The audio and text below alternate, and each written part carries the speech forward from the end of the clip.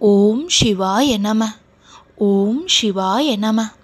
என் அன்பு குழந்தையே, இன்று உன்னிடம் சில விஷயங்களை மனம் விட்டு பகிரவே உன்னை தேடி வந்து அமர்ந்திருக்கின்றேன். உன் இல்லம் தேடி வந்து உனக்காக காத்திருக்கின்றேன். ஒரு நொடியும் தாமதிக்காமல் இப்பொழுதே இந்த அப்பா கூறுவதை முழுவதுமாக கேள். முற்றிலுமாக மகிழ்ச்சி அடைவாய். இப்பொழுது உன் மனம் கடந்து போனவற்றையும் பழைய ஞாபகங்களையும் மறக்க முடியாமல் தவித்து கொண்டு இருக்கிறது. நடந்த எதையும் உன்னால் மறக்கவும் முடியவில்லை. இப்பொழுது நடப்பனவற்றை ஏற்றுக்கொள்ளவும் முடியவில்லை. மீண்டும் அந்த காலம் வந்து விடாதா என்று ஏங்கிக் கொண்டு இருக்கிறாய். நீ ஏங்கும் அந்த வாழ்வை சர்வ நிச்சயமாய் உனக்காக நான் ஏற்படுத்தி தருகிறேன். ஆனால் அதற்கு முன்பு இப்பொழுது நான் கூறும் இந்த வார்த்தைகளை இறுதி வரை கேட்டுவிட்டு நான் உன்னிடம் சொல்ல முயல்வதை சற்று புரிந்து கொள்ள முயற்சி செய். உன் மனம் இப்பொழுது திடமாக இருக்கிறதா என்பதை முதலில் நீ புரிந்து கொள்ள வேண்டும். நேற்று இன்று நாளை என முக்காலங்களில் வாழ்க்கையின் சாராம்சம் அடங்கியுள்ளது. நேற்று நீ கடந்தவை நேர்மறை நிகழ்வுகளாகவோ அல்லது எதிர்மறை நிகழ்வுகளாகவோ இருக்கலாம். எதுவாக இருந்தாலும் நடந்தவை உன் மனதில் பதிந்திருக்கும்.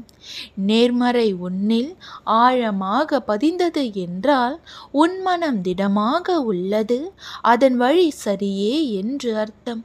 அதே எதிர்மறை நிகழ்வுகள் உன் மனதை பாதித்து இருந்தால் உன் மனம் திடமாக இல்லை என்று அர்த்தம்.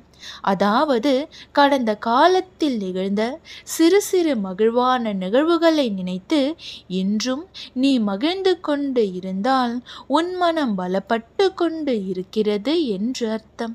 அதே கடந்த காலத்தில் நடந்த வேண்டாத நிகழ்வுகளை பற்றியே உன் மனம் அசை போட்டு கொண்டிருந்தால் உன் மனம் பலவீனமாக போகிறது என்று அர்த்தம்.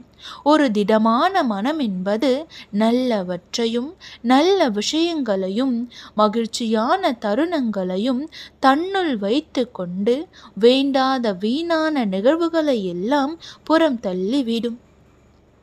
இப்பொழுது சொல், உன் மனம் திடமாக உள்ளதா? அது எப்பொழுதும் நடந்து முடிந்த கவலையான நினைவுகளையே அசை போட்டு கொண்டுதானே இருக்கிறது. அது இன்று என்ற நேரத்திலும் நிம்மதியாக வாழவிடாது. இன்று என்பதுதான் நிதர்சனமான உண்மை செல்லமே. அதை நீ உணர்ந்து நேற்றைய வாழ்வை திருத்தி வாழ முற்பட்டால் நிம்மதி என்ற சொல் உன் வாழ்வில் நிரந்தரமாக இருக்கும். இன்று என்பது நீ வாழும் இந்த நிமிடம். அடுத்த நிமிடம் என்ன நடக்க போகிறது என்பது கூட உனக்கு தெரியாமல் இருக்கிறது. அப்படி இருக்கையில் என்றோ நடக்கப் போவதை நினைத்து கனவு காண்கிறாயே. உன்னை கனவு காண வேண்டாம் என்று நான் ஒரு முறையும் சொல்லவில்லை. ஆனால் அந்த கனவானது உன் வாழ்க்கைக்கு உத்வேகமுடையதாய் அமைய வேண்டும். உன்னுள் ஒரு எழுச்சியின் தீப்பந்தமாய் இருக்க வேண்டும். உன்னை மேலோங்க செய்யும் அளவிற்கு கனவின் சிந்தனை இருக்க வேண்டும். அப்படி இருந்தால் இன்றைய நேரம் சத்துள்ளதாய் இருக்கும். புரிந்து நடந்து கொள். நிம்மதியாய் வாழ்வாய். ஓம் சிவாய நம. ஓம் சிவாய நம.